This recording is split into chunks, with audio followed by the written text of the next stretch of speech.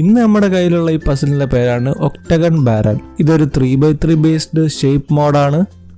ഇതുണ്ടാക്കിയേക്കുന്നതെന്ന് പറഞ്ഞാൽ ഒരു സാധാ റുബിക്സ് ക്യൂബിൻ്റെ കോർണറിൽ നിന്ന് 45 ഡിഗ്രി നേരെ താഴോട്ട് കട്ട് ചെയ്ത് കളഞ്ഞിട്ട് ആ പീസുകൾ ഫില്ല് ചെയ്താൽ നമുക്ക് ഈ ഒരു ഷേപ്പാണ് കിട്ടുന്നത്.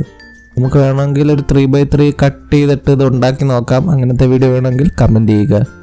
അപ്പോൾ ഇതൊരു 3x3 ഉണ്ടാക്കിയതല്ലേ, ഒരു 3x3 സോൾവ് ചെയ്യുന്ന പോലെ ആയിരിക്കും ഇത് സോൾവ് ചെയ്യുന്നത്. ചില സമയങ്ങളിൽ നമുക്കൊരു 3x3 സോൾവ് ചെയ്യുന്നത് തന്നെ സോൾവ് ചെയ്യാം. പക്ഷെ അല്ലാത്തപ്പോൾ കുറച്ച് വ്യത്യസ്തമായ കേസുകളാണ് വരും. പാരിറ്റി എറർ എന്നാണ് പറയുന്നതിനെ. ഇപ്പം നമുക്കൊന്ന് ഷഫിൾ ചെയ്തത് വരുമോ എന്ന് നോക്കാം.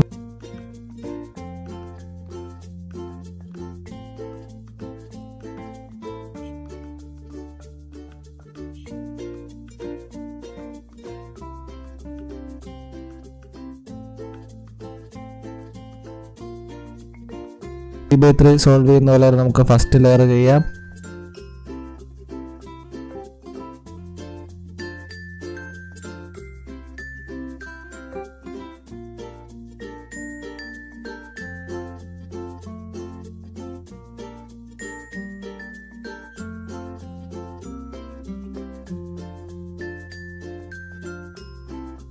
സെക്കൻഡ് ലെയറും ചെയ്തു.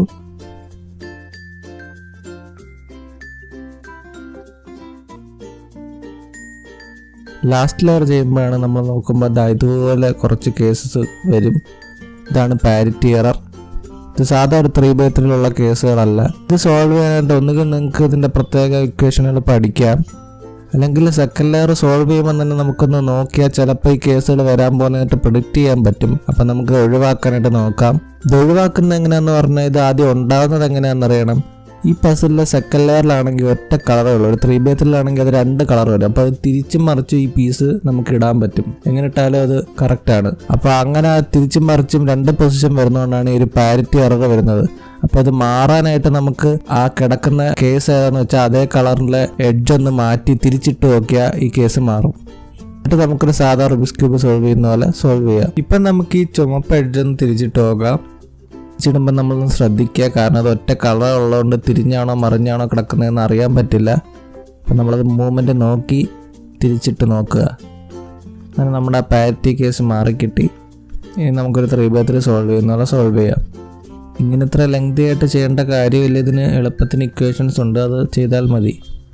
അപ്പോൾ അത്രയേ ഉള്ളൂ ഇന്നത്തെ വീഡിയോ. ഈ വീഡിയോ ഇഷ്ടപ്പെട്ടെങ്കിൽ ലൈക്ക് ചെയ്യുക. Thank you for watching.